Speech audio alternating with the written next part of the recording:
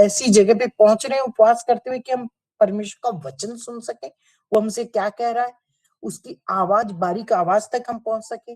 वो हमसे जब बातचीत करने के लिए हमें एक लेवल पर लेकर आता है, तो क्या हम सुन रहे हैं? और वचन को जब पढ़ रहे हैं तो बांच रहे हैं क्या? श्रोता ही बने हुए हैं क्या? कथावाचक कथाएं करते रहते हैं, लोग भीड़ की भीड़ बैठी रहती है और धक्का मुक्की होती रहती है, तो उसके बावजूद बस उसको सुन के आगे, तो लेकिन उसे गुणा क्या? क्या हम उसको अंदर भीतर लेकर आते हैं? ये प्रश्न है। अब इब्लिस उसे पवित्र नगर में ले गया और मंदिर के कंगूरे पे खड़ा किया, सामान्य बात है, आप और हम जानते हैं, और उससे कहा, यदि तू परमेश्वर का पुत्र है तो अपने आप को नीचे गिरा दे, क्योंकि लिखा है, वह तेरे विषय में अपने स्वर्गदूतों को आज्ञा देगा कि वे तुझे हाथों हाथ उठा लेंगे, कहीं ऐसा ना हो तेरे पांव में पत्थर से ठोकर लगे। तो कई बार उपवास में हम ऐसी ऐसी कल्पनाएं कर लेते हैं, ऐसे ऐसे चैलेंजेस ले लेते हैं। क्या हमें उन चैलेंजेस की जरूरत है? अब आप देखिए कि ये कहता है कि तुम्हारे साथ परमेश्वर खड़ा है ना। हम भी सोच लेते हैं कई बार, बिना सोचे समझे उपवास की नकल करते हुए, कि हम इतने दिन भूखे रह सकते हैं, इतने दिन प्यासे रह सकते हैं, इतने दिन हम भोजन छोड़ सकते हैं और ये कर दे। नहीं, ये तात्पर्य कि जो शब्द है शाब्दिक रूप से हम उपवास को ले रहे हैं, या आत्मिक रूप से उसके अंदर अंदर उसके अंदर अर्थ क्या है, इसको ले रहे हैं। तो जवाब यीशु बहुत अच्छा देते हैं। मत्ती 4:7 में यीशु ने उससे कहा, यह भी लिखा है, तू प्रभु अपने परमेश्वर की परीक्षा न करना।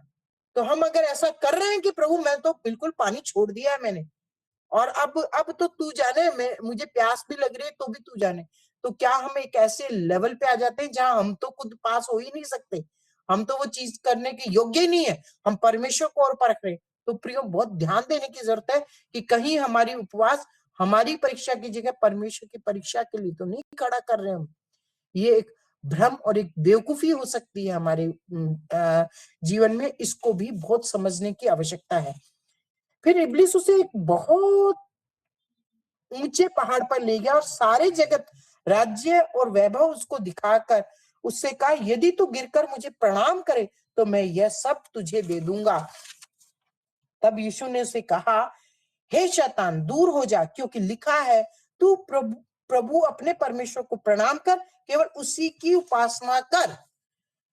बहुत प्रियो, ध्यान देने की जरूरत है कि जब हम उपवास कर रहे हैं तो हमारा केंद्र बिंदु क्या है।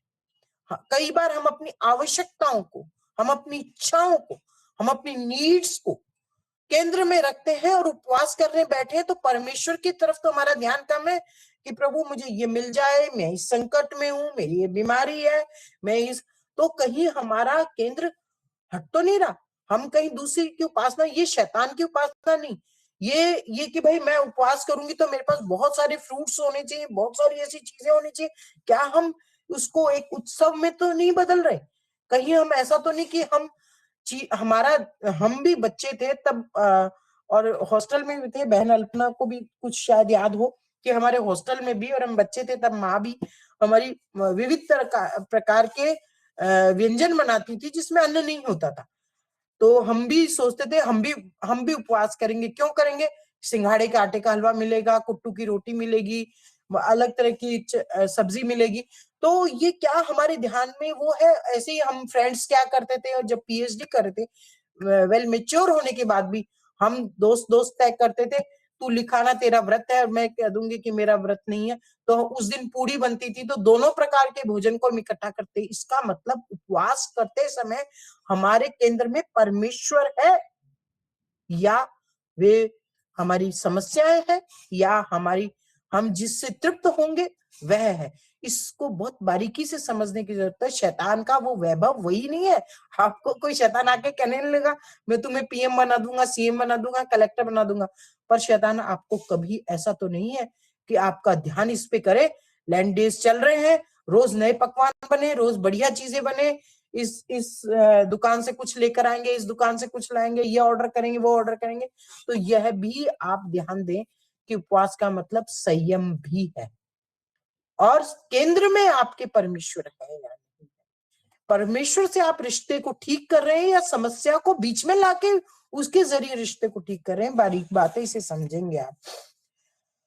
लेकिन जब आप इससे पार हो जाते हैं, जैसे यीशु पार हुए, मत्ती 4:11 में लिखा है, एक परिणाम है बहुत खूबसूरत सा।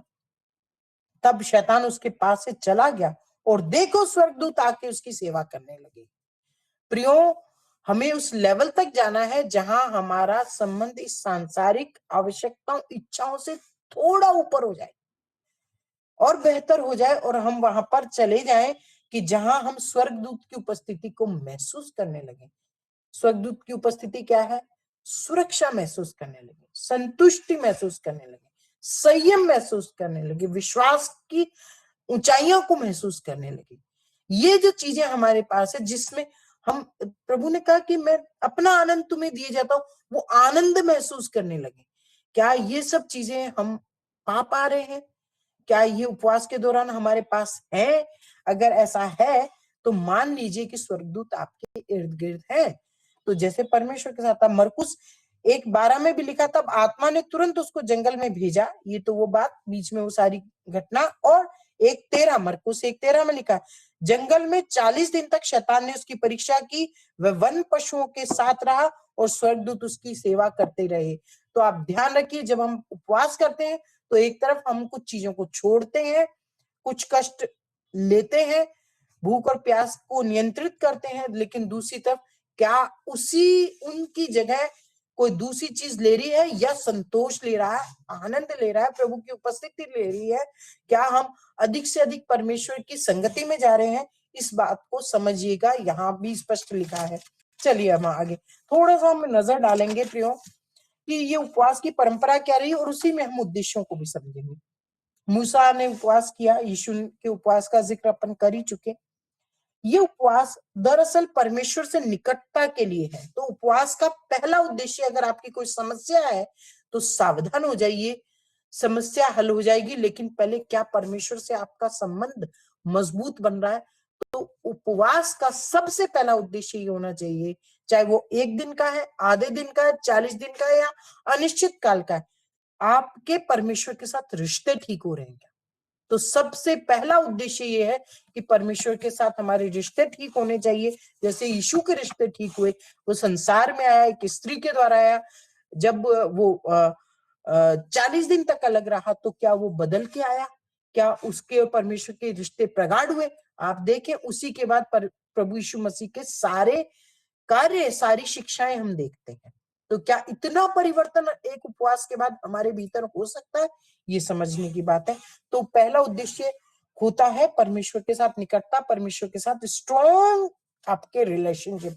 प्रियो, न्यायों 20:26 में लिखा है, आप लोगों को ध्यान हो, थोड़ा सा बता देती हूँ कि जब इजरायली लोग थे और उनका बियामीनियों से युद्ध हो रहा था, और एक दिन ऐसा है कि 18,000 इजरायलियों को उन्होंने मार दिया, जो तलवारबाज थे, यानी अच्छे योद्धा थे।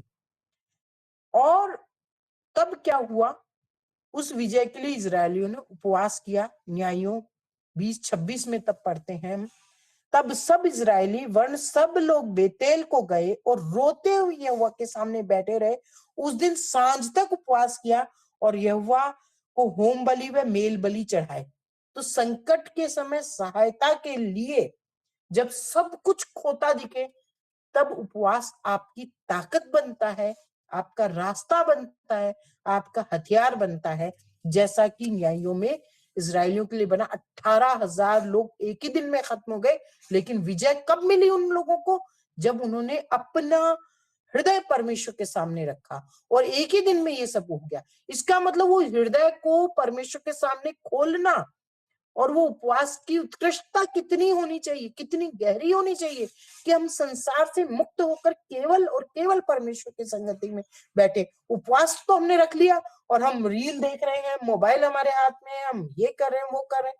ये चीज आज मुझे भी बहुत गहरे से समझ में आई, जब मैं इस विषय को लेकर मैं कहती हूँ कि जितनी आशीष मुझे मिली है प्रभु, सच में मैं बहुत खुश हूं कि आज परमेश्वर ने मुझसे बात किया। तो विजय के लिए प्रार्थना करने के लिए, संकट से सहायता के लिए, लेकिन उसकी सघनता बहुत होनी चाहिए। हम एक प्रसंग देखते हैं दाऊद का, बहुत विचित्र प्रसंग है, 2 शमूएल। जब उस स्त्री से उसको पुत्र हुआ जिसके साथ उसने पापाचार किया था, तो दाऊद ने उसकी चंगाई के लिए उपवास किया। लेकिन परमेश्वर ने उसको नहीं माना। तो कभी कभी ऐसा होगा। इसका मतलब ये नहीं कि परमेश्वर ने दाऊद को छोड़ दिया। दूसरा शमूएल 12 का 16-23 में आपको मिल जाएगा, आप पढ़ लेंगे इसे। लेकिन इस उपवास का एक फायदा हुआ कि उस पुत्र को खोने के बाद दाऊद ने प्रायश्चित पश्चाताप सीखा कि कहीं ऐसा कुछ है मेरे पास, उद्देश्य पे जा रही हूं मैं, कि जो नहीं होना चाहिए मेरे पास। कोई ऐसा धन, कोई ऐसा व्यक्ति, कोई ऐसी दोस्ती, कोई ऐसा शौक जो मेरे पास है, जो पाप की श्रेणी में गिना जाता है, और उससे मिलने वाले सारे सुख को मैं छोड़ूं। कोई एक आ, कोई एक रिश्वत से, कोई एक मेरा काम हो रहा है, मैंने उसे कर दिया, तो उसे आपको छोड़ना बेहद जरूरी है। दाऊद की इस प्रसंग से हम ये सीखते हैं, पुत्र तो उसे मिल गया, लेकिन वो आशीष नहीं था, इसलिए वह उपवास भी किया। लेकिन उसको समझ में आया, और बाद में 23वें पद में वो कहता है कि ये पुत्र मर गया, अब मैं इस उपवास को छोड़ देता हूं।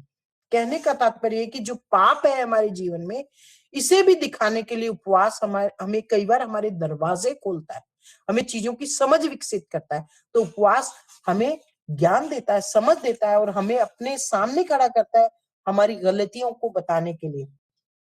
एजरा की पुस्तक में भी हम 8 से 21 से 23 पढ़ती हूं मैं, कि कई बार सुरक्षा के लिए और सफलता के लिए भी वो किया जाता है उपवास। तब मैंने वहां अहवा नदी के तट पर उपवास का प्रचार इस आशय से किया कि हम परमेश्वर के सामने दीन हों और उससे अपने और अपने बाल बच्चों और अपनी समस्त संपत्ति के लिए सरल यात्रा मांगे। पद 8-22, क्योंकि मैं मार्ग के शत्रुओं से बचने के लिए सिपाहियों का दल और सवार राजा से मांगने में से लजाता था, क्योंकि हम राजा से ये कह चुके थे, हमारा परमेश्वर अपने सब खोजियों पर भलाई के लिए कृपा दृष्टि रखता है, जो उसे त्याग देते हैं उसका बल और कोप उनके विरुद्ध है। 8:23, इजरा, इस विषय पर हमने उपवास करके अपने परमेश्वर से प्रार्थना की और उसने हमारी सुनी। जो संसार के तौर तरीकों से जिस चीज को हम पाना चाहते हैं, उस तौर तरीके को आपको छोड़ना पड़ेगा और उपवास के रास्ते पर आपको जाना पड़ेगा। परमेश्वर के सामने राजा से मांगने में लजाता था इजरा, क्या राजा से मांग नहीं सकता था? लेकिन उसको लज्जा आती थी कि मैं ये मांगू। लेकिन परमेश्वर से आप मांग सकते हैं। उसके लिए आपको संयम वाली आत्मा जरूरी है। आप क्या उस संयम के साथ, आप कुछ उस प्रायश्चित के साथ, आप कुछ उस दीनता के साथ, उसने दीन कहा कि दीन हो। 8:21 में हम परमेश्वर के सामने दीन हो। तो क्या हम परमेश्वर के सामने खुद को तुच्छ मानते हैं? चाहे कितनी भी शक्तियां, कितना भी बड़ा पद हमारे पास हो, तो परमेश्वर को क्या हम सर्वोत्तम मान करके उसके समक्ष आते हैं? तो हमें सफलता, सुरक्षा और जो संसार हमें नहीं दे सकता, वो परमेश्वर से हम मांग सकते हैं। इसका अधिकार मसीह विश्वासियों को दिया गया है। नहेम्या में 5वां हमारा उदाहरण है कि नहेम्या जब उसने अपने लोगों की दुर्दशा देखी और शहरपनाह टूटी देखी, सेवा के लिए जब उसके मन में बोझ आया कि उस शहरपनाह को बनाऊं, तब उस नहम्याह के पहले अध्याय के पहले पद से 4 पद तक लिखा है, ये बातें सुनते ही मैं बैठकर रोने लगा और कितने ही दिन विलाप करता और स्वर्ग की परमेश्वर के सम्मुख उपवास करता और प्रार्थना करता रहा। तो आप ये देखिए कि जब हमें लगता है कि कोई चीज ठीक नहीं हो रही है, तो हमें जब हम उपवास करते हैं तो हमारे मन में एक भाव होना चाहिए। रोने का तात्पर्य आंसू बहाना नहीं है, एक बोझ होना चाहिए, एक समझ होनी चाहिए कि ये जिम्मेदारी मेरी है। हम उपवास में जो प्रार्थना रख रहे हैं, जो चीज मांग रहे हैं, उसकी जिम्मेदारी भी हमारी भी है। हम अपनी भूमिका को भी स्पष्ट करें। तो उपवास हमें मसीह होने के नाते, हमें परमेश्वर की संतान होने के नाते, हमें बचाए जाने के नाते, हमें एक विश्वासी होने के नाते क्या करना है, इसे भी, इसकी समझ को भी विकसित होना जरूरी है। वो समझ जब नहम्याह की स्पष्ट हुई तो फिर शहरपनाह बन गई। उसने फिर आगे जो किया कभी किसी और दिन, और अन्यथा आप जरूर पढ़िए इसे। एस्तर का तो प्रसंग आपको मालूम ही है। एस्तर के सामने जब खुद को जो उसने छुपा रखा था राजा से कि वो कौन है, किस जाति से आती है, किन लोगों की है, किस घराने की है। लेकिन जब उसके घराने पर मुसीबत आई, तो कई बार हमारे डिसीजन किसी किसी वजह से हो जाते हैं, लेकिन जब हमारे सामने खुद को बचाना या अपने लोगों को बचाने का है, अपने लोगों को बचाने का तात्पर्य कोई हमें फांसी देने वाला नहीं है, लेकिन क्या हम परमेश्वर के समक्ष उनको ला सकते हैं? तो क्या हम अपनी शर्म हया छोड़ सकते हैं, अपनी पहचान बताने के लिए कि हम मसीही हैं, हम परमेश्वर पर विश्वास करते हैं? तो अगर हम खुद को अपने लोगों के बीच में उजागर करना चाहते हैं कि अब हम कोई राजा रानी तो है नहीं, हमें हमारे पति को सब मालूम ही है हम कौन हैं, किस परिवार से आते हैं, लेकिन हमारे खानदान को मालूम है क्या कि हम छुपकर तो विश्वासी नहीं बने हुए हैं। इस बात को समझिए। एस्तर से का 4:15 लिखा, तब एस्तर ने मोर्दके के पास यह कहना भेजा, एक 16 पद, तू जाकर शूशन के सब यहूदियों को इकट्ठा कर और तुम सब मिलकर मेरे निमित्त उपवास करो। 3 दिन 3 दिन रात न तो कुछ खाओ न कुछ पियो। मैं भी अपनी सहेलियों सहित उसी रीति से उपवास करूंगी। ऐसी दशा में मैं नियम विरुद्ध राजा के पास भीतर जाऊंगी, और यदि नष्ट हो गई तो हो गई, मारी गई तो मारी गई। तो आपके जीवन का उद्देश्य लोगों को बचाना है प्रियो। अगर आप प्रभु यीशु मसीह को जानते हैं तो लोगों को बताइए। ये बात पहले मुझे नहीं समझ में आती थी, मैं भी सोचती थी प्रचार प्रसार करने का मसला है। नो, अगर हम बचाए गए हैं तो हम बचाने की जिम्मेदारी को भी वहन करें, और उसमें मारे गए तो मारे गए। तो ये साहस कैसे आएगा? नियम विरुद्ध। लोग आपको कह सकते हैं आपने धर्म परिवर्तन कर दिया, नो, नियम विरुद्ध। नियम विरुद्ध माने जो समाज ने जिन चीजों को बना दिया उसको तोड़ना पड़ेगा, कहना पड़ेगा गर्व के साथ, ताकत के साथ कि आप मसीही हैं। छुपके प्रार्थनाओं में जाने की जरूरत नहीं है। तो वो राजा के सामने चली जाती है और अंत में वह अपने लक्ष्य को प्राप्त करती है। तो प्रियो, आपको जब साहस चाहिए तब भी आपको उपवास में जाना ही चाहिए। योना का देखा हमने कि वहां पर तो हो ही गया था, परमेश्वर ने कह ही दिया था ये तो नीनवे नगर में हो रहा है।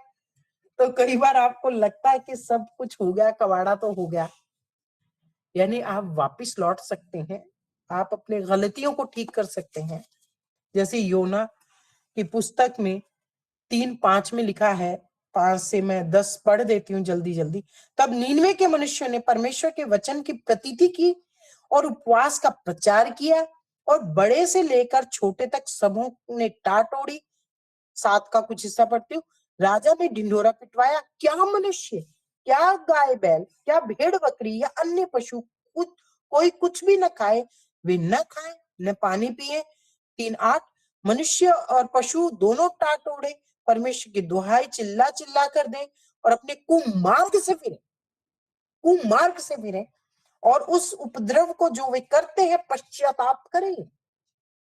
हमसे रोज प्रियो पाप होता है, हम चुगली कर देते हैं, बुराई कर देते हैं, क्रोध कर देते हैं। तो ये पाप है, इसको हम अपना विश्वास से डगमग हो जाते हैं। ये होता है हमारे साथ। हम उसका प्रायश्चित करें अगर हम उपवास में हैं तो। संभव है परमेश्वर दया करे, 3:9 पढ़ रही हूं मैं, और अपनी इच्छा बदल दे और उसका भड़का हुआ कोप शांत हो जाए और हम नष्ट होने से बच जाएं। अभी आपने एक बार बपतिस्मा ले लिया, आप बचाए गए हैं, लेकिन बचाए रहना जरूरी है।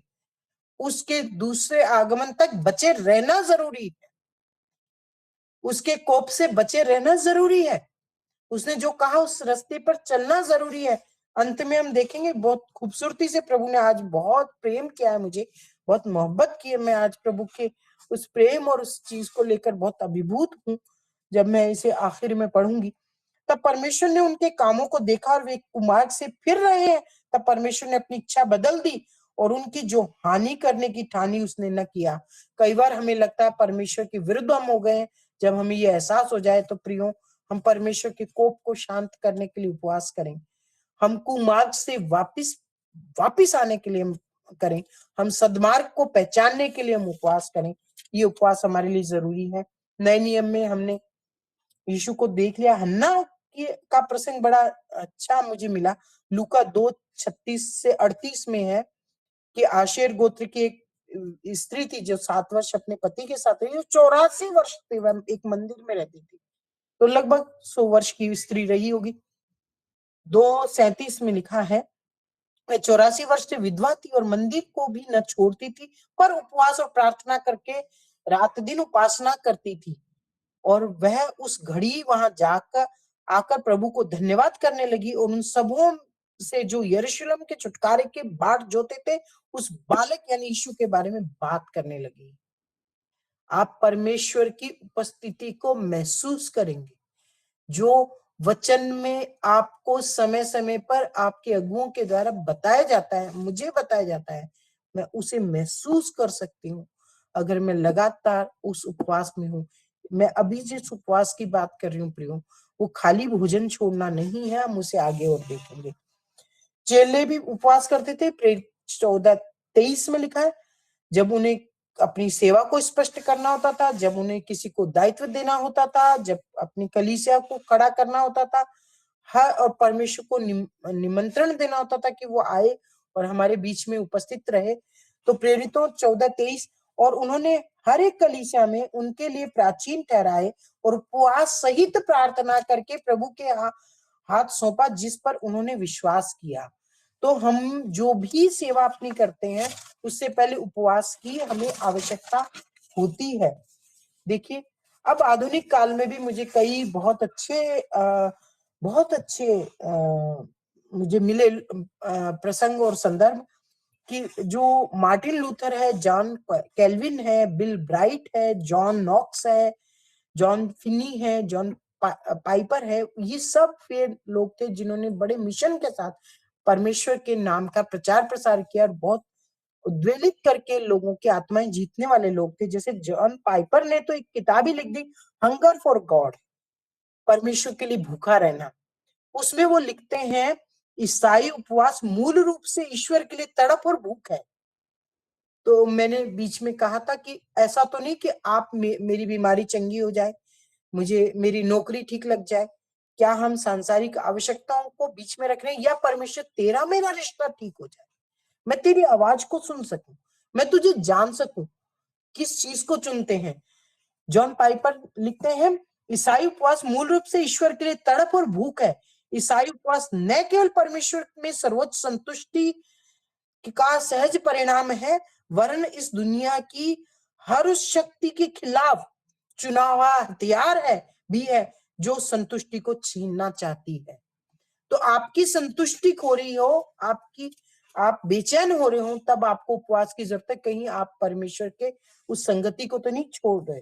जॉन वेल्सी हैं जो मेथोडिस्ट चर्च के संस्थापक रहे हैं, वे महान उपदेशक थे और सप्ताह में 2 उपवास वे रखते ही थे। जॉन फिन्नी प्रति सप्ताह उपवास रखते ही थे, और जब भी उनको लगता था कि मेरी सेवकाई थोड़ी सी कमजोर हो रही है और मैं जो आत्मा जीतने का बोझ मेरे अंदर है वो थोड़ा कम हो रहा है, तो हम कभी कभी अपने लक्ष्य से थोड़े से पीछे चले जाते हैं, इधर से उधर हो जाते हैं, तब उपवास की जरूरत होती है। चार्ल्स फिन्नी ने ऐसा किया। जॉन नॉक्स, उससे तो एक रानी ही डर गई। उन्होंने उनके उपवास और प्रार्थनाओं के लिए रानी मैरी ने कहा, देखिए एक विश्वासी का उपवास कितनी बड़ी सेना पर भारी होता है। इसके बारे में ये प्रसंग मिलता है कि रानी मैरी ने कहा कि उन्हें स्कॉटलैंड की सभी सेनाओं से भी अधिक डर जॉन नॉक्स की प्रार्थनाओं से लगता है, क्योंकि वे उपवास के द्वारा तपाई गई होती है। तो जो प्रार्थना हम उपवास के साथ, तप के साथ करते हैं, उससे सेनाओं से भी अधिक डराने वाली चीज होती है। डराने का मतलब विजय के लिए। वो प्रार्थना करते थे वो सुनी जाती थी। अगर आप प्रार्थना को सुनना चाहते हैं, उसके परिणाम को देखना चाहते हैं, तो प्रियो आपको उपवास करना पड़ेगा। ये उपवास, फिर मैं कह रही हूँ कि वैसा उपवास नहीं है कि भोजन छोड़ें करें। अब आप देखिए, मैं अब इसे जरूर बहुत गौर से सुनिएगा प्लीज।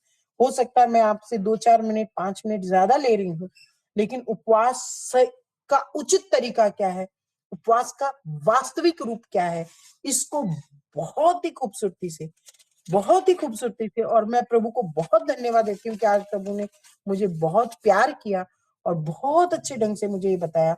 मत्ती 6:16 से 18, जब तुम उपवास करो तो कपटियों के समान तुम्हारे मुख पर उदासी न छाई रहे, क्योंकि वे अपना मुंह बनाए रखते हैं ताकि लोग उन्हें उपवासी जाने। मैं तुमसे सच कहता हूं, वे अपना प्रतिफल पा चुके। 6:17, परंतु जब तू उपवास करे तो अपने सिर पर तेल मल और मुंह धो, ताकि लोग नहीं परंतु तेरा पिता जो गुप्त में है तुझे उपवासी जाने। इस दशा में तेरा पिता जो गुप्त में देखता है तुझे प्रतिफल देगा। प्रियो, नए नियम में बहुत स्पष्ट बताया है कि हमें रोना धोना नहीं है, हमें सर में धूल नहीं डालनी है, राख नहीं मलनी है, टाट नहीं पहननी है।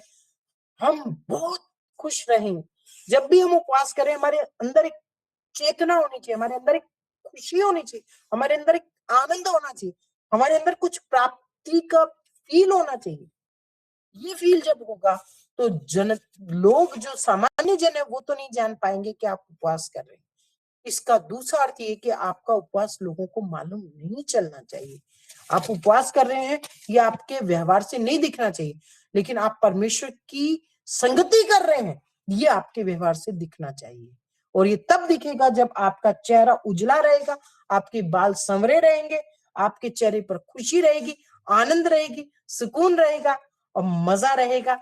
तब आपको लगेगा आपने कुछ छोड़ दिया तो छोड़ दिया, वो केवल प्रभु को, परमेश्वर को मालूम है, लेकिन नहीं।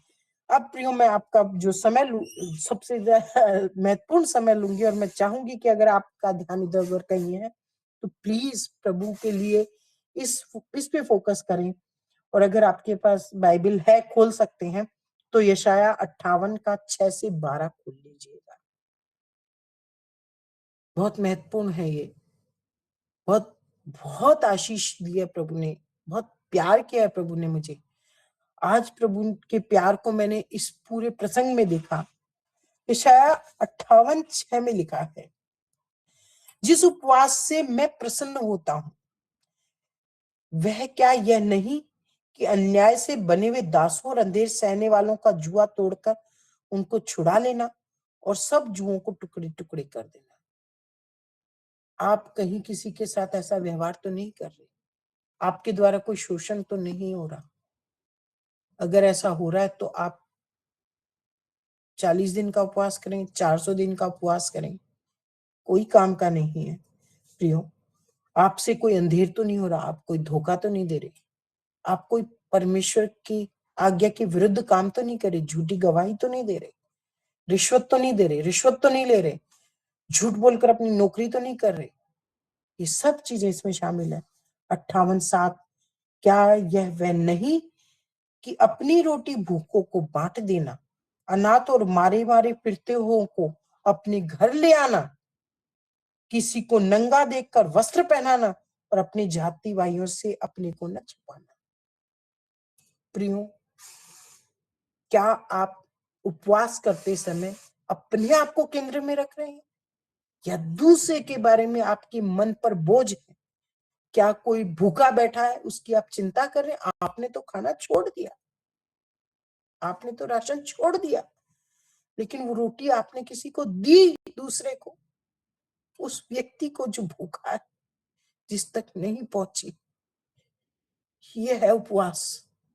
आप दूसरे के दुख में दुखी होते, ये है उपवास।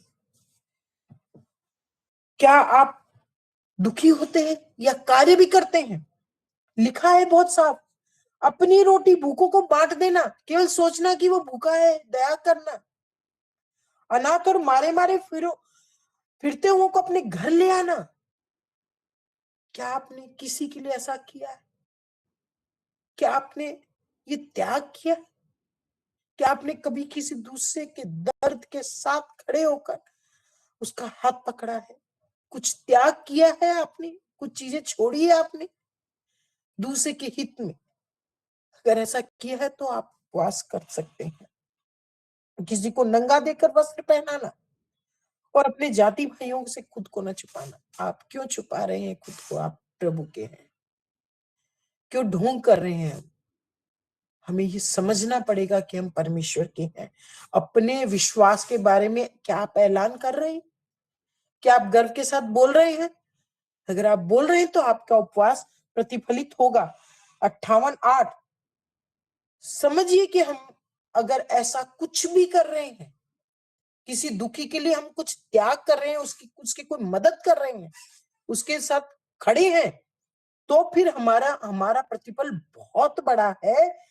58:8 अंडरलाइन कर लीजिए। तब तेरा प्रकाश को फटने के समान चमकेगा, तू शीघ्र चंगा हो जाएगा, तेरा धर्म तेरे आगे आगे चलेगा और यहोवा का तेज तेरे पीछे रक्षा करते चलेगा। यहोवा का तेज तेरे पीछे रक्षा करते चलेगा। मैं बीमार हूं, इसके लिए मैं प्रार्थना कर रही हूँ, या किसी बीमार को, किसी भूखे को खाना खिला रही हूँ। दोनों में से चुनना पड़ेगा। आप अगर उस जगह पर जाना चाहती हैं, और ये संभव है, ये सब संभव है। 58 का नोट बहुत खूबसूरत। मैं कह रही हूँ प्रियो, इसे बार बार पढ़िए। मैं आज इसे 3 बार लिख चुकी हूँ। आप समझिए, तब तू पुकारेगा और यहोवा उत्तर देगा। जवाब नहीं मिलता आपको परमेश्वर से, इसलिए नहीं मिलता क्योंकि आप सोचते तो बड़ी बातें हैं लेकिन करते नहीं। आपके करने और सोचने में, आप सीखते तो बड़ी बातें हैं लेकिन उसके लिए कदम नहीं बढ़ाते।